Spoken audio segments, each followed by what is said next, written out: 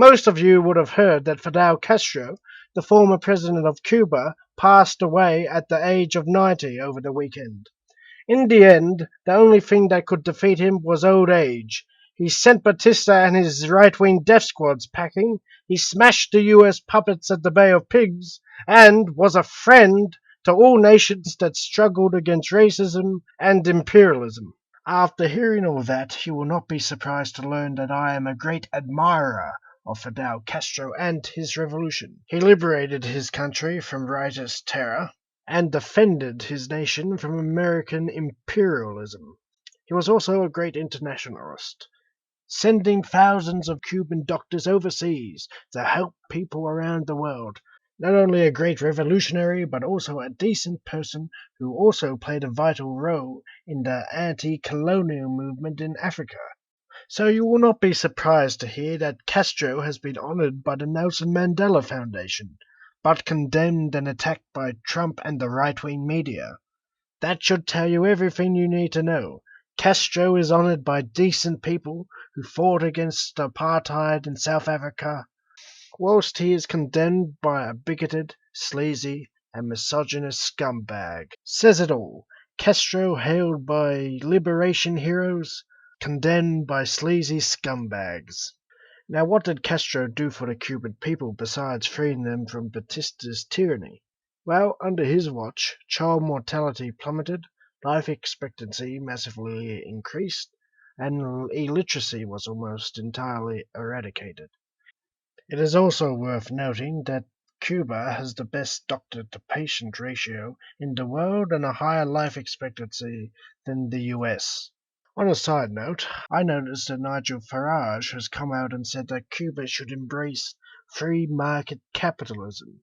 If he knew something about the region, he would know that Haiti, who follows his preferred economic model, is doing far worse than Cuba according to every single economic indicator under his precious free market capitalism. What an idiot. If Britain lets this loon anywhere near power, he will destroy the country. You would have also noticed that the politicians in the US are raving and ranting about the executions that took place under Castro. Well, the truth is that it would have been much worse if Castro had not been in power.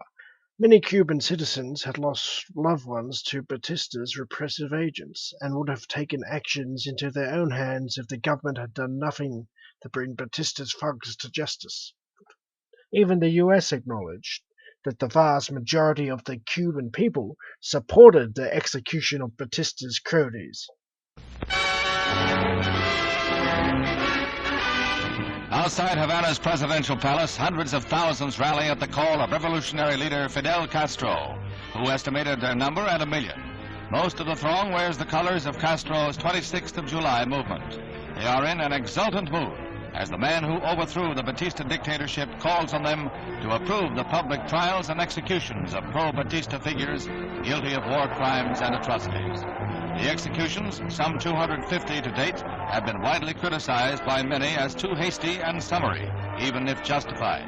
Says Castro, the Cuban revolutionary government has no reason to offer explanations to America or to anyone except the people of Cuba.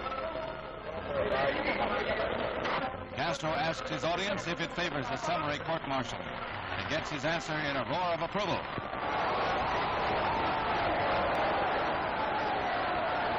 Cuba has spoken. Despite outside protests, the executions will continue. Also, as Castro himself noted, it was a bit hypocritical of the US, who had overthrown democracies in Guatemala and Iran in the 1950s, to rant and rave about the execution of Batista's thugs. Happy to see Democrats and peasants brutally murdered without trial, but angered to see known Batista murderers given the same treatment. It is worth noting that when judges took a more lenient approach on Batista's thugs, there were large riots and violent protests. Of course, that will never be mentioned by the US media because they want to paint the great Fidel Castro in a negative light. That hasn't changed since the 1950s. As for the celebrations in Miami, that is a classic example of ants dancing on the grave of a giant. The bitterness of US politicians tell me that they never forgave Castro for defeating them. They marched on Guatemala, they marched on Bolivia, they marched on Brazil, they marched on Argentina and Chile, but when it came to Cuba, they were beaten back each time. That is why the US hated Castro. So in conclusion, I hope Castro rests in peace. He died undefeated, honored all over the world by the right people.